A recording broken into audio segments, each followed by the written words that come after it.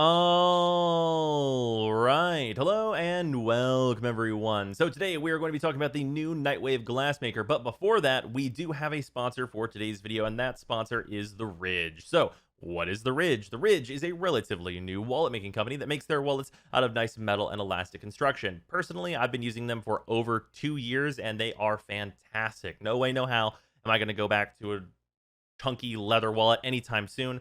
Those things are useless comparatively because the Ridge wallet just carries what you need. It has a money clip or cash strap to carry around just a little bit of cash, maybe a couple of receipts that you want to keep on you, and then it has a middle compartment for all the cards and stuff that you should be carrying around, your driver's license, your credit card, your debit card, what have you. It has room for everything you need there, and it is super low profile. So if you'd like to get a new wallet, go to ridge.com/Brozime and use the promo code Brozime at checkout for 10% off. And thanks so much to the Ridge for sponsoring this video. Now let's just get into it.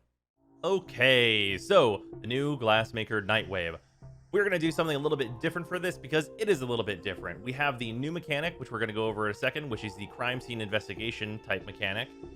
But I wanted to go over to see if you guys like it, and please let me know in the comments. Just going over the challenges and telling you some solid ways to complete these, as some people have troubles with certain different kinds of challenges. So, starting with Speedster, one of the elite weeklies for this week, finish a capture mission in less than 90 seconds. Really easy ways to do this. Nova, wormholing around and teleporting, super fast. Wukong, even nerfed, still very fast in his cloud form. And then, of course, you have Gauss and Volt, who are both very quick with their respective go fast abilities. Really, you can get this done with any Warframe as long as you're adept at bullet jumping and stuff, but those are some options for those of you that are maybe still learning and want to complete this challenge. Moving on, our other elite weekly is simply to kill 100 Xmas, but there are a few really good places to find Xmas, the main one being Elite Sanctuary Onslaught. So, Elite Sanctuary Onslaught has tons and tons and tons of XMI, so if we are not running into an XMI sortie, that is going to be a fantastic place to get all those kills very quickly, and even regular Sanctuary Onslaught has its fair share of XMI if Elite Sanctuary Onslaught is a little bit of a too high of a level for you. Moving on, we have rare Servo fish in the Orb Valis. So, personally, I like to get my Servo fish here, and I forget the name of them, but the name will be on screen, and all the information you need will be on screen for where to find them and all that some such. Those are very easy to get. Obviously, you just need the magnetic fishing rod from Fortuna. Outside of that, we have just do Syndicate Missions. This is very easy. Syndicate Missions are just found on the Syndicate menu under Navigation. Very easy to get through. And then we have Mobile Defenses.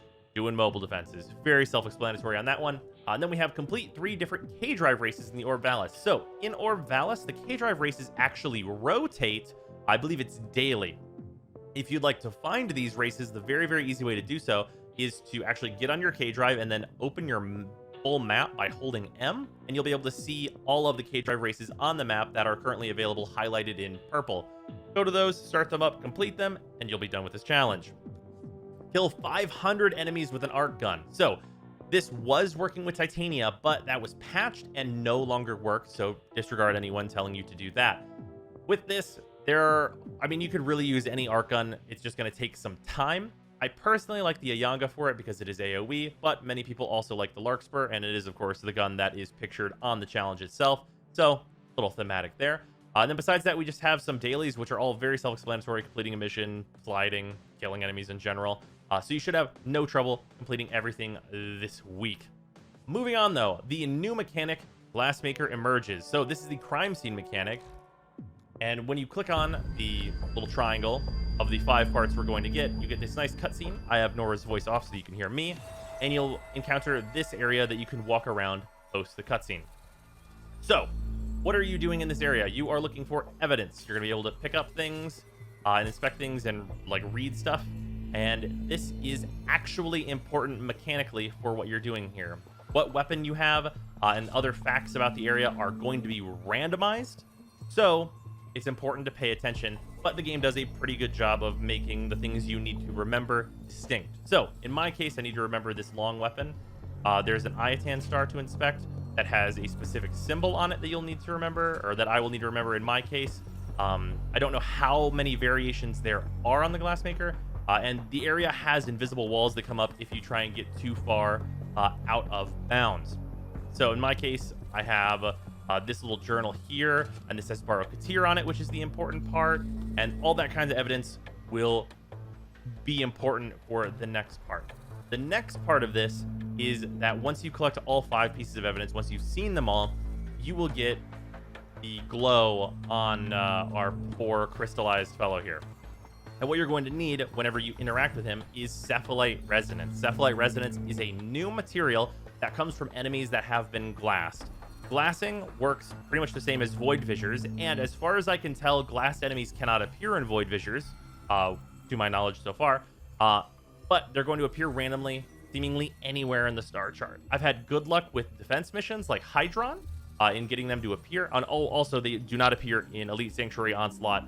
They're also not available in that mission.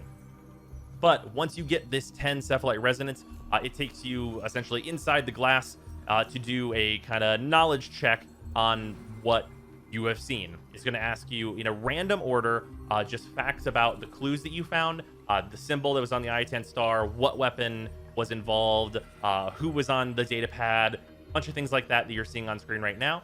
That information is going to get you through that portion, and at the end you're going to get a final clue to complete this part of the investigation, and you're going to receive an extra 7,000 points towards your overall Nightwave.